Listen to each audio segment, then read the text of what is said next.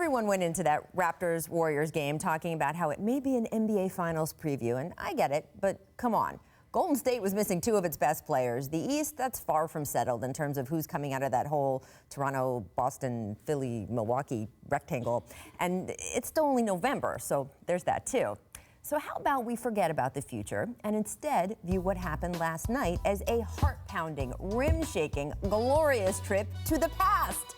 Yes, my friends, I am talking about the pre-super team era, when you'd have, only two All-Stars to each side, and it was a flat-out battle where guys just went off against each other on both ends of the floor. And right from the start, you could tell this felt personal for Kawhi Leonard. Maybe it goes back to when Kevin Durant called Kawhi, quote, a system player on Twitter. Maybe it's just residue from their days battling each other in the Western Conference. Or maybe Kawhi saw this game as a way to remind everyone that, sure, he was injured last year, but he is an MVP finalist, a Finals MVP, a two-time Defensive Player of the Year, and he can do this when he wants to.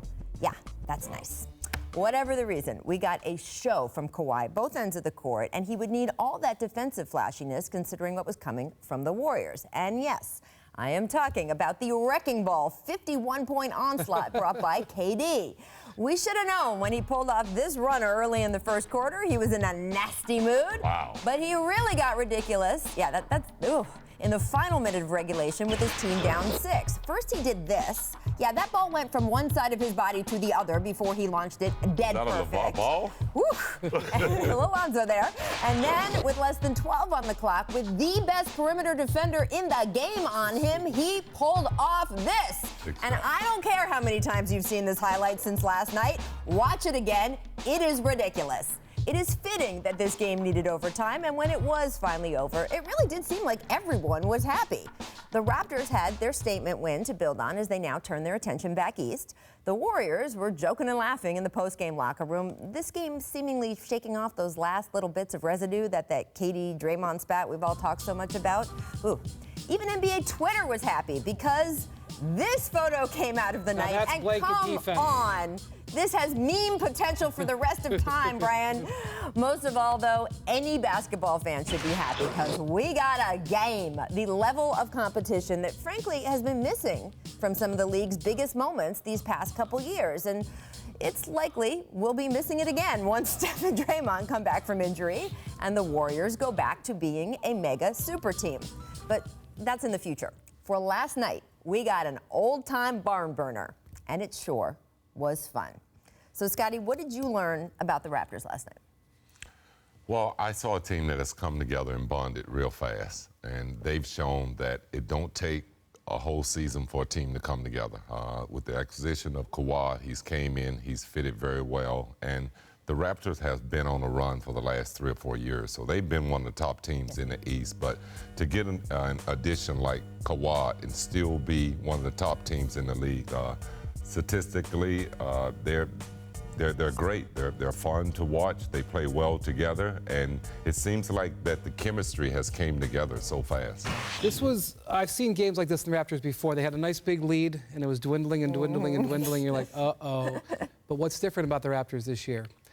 And this is what happened last night. They have an elite superstar.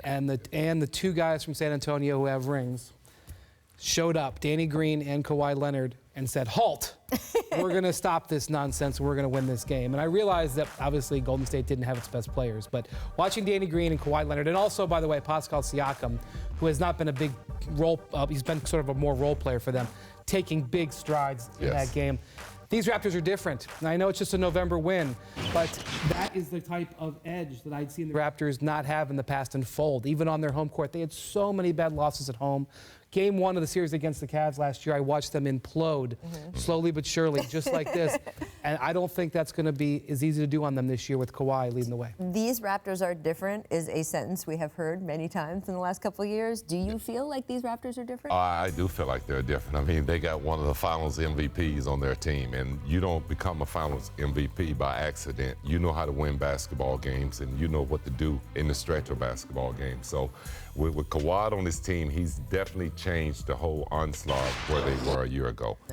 I I want to be the first one to say that this won't be the Raptor team that gets to the finals or gets deep into the Eastern Conference Finals and lose 4 games in a row. Right. They're more competitive defensively. They're more geared in to stopping you. So I expect this team to make it to That the was Eastern some Conference Scottie Finals. Pippen level defense, one-on-one defense that Kawhi was playing on Kevin last night. Yes, it was and great. that's not something that The Raptors ever had. Ever had before.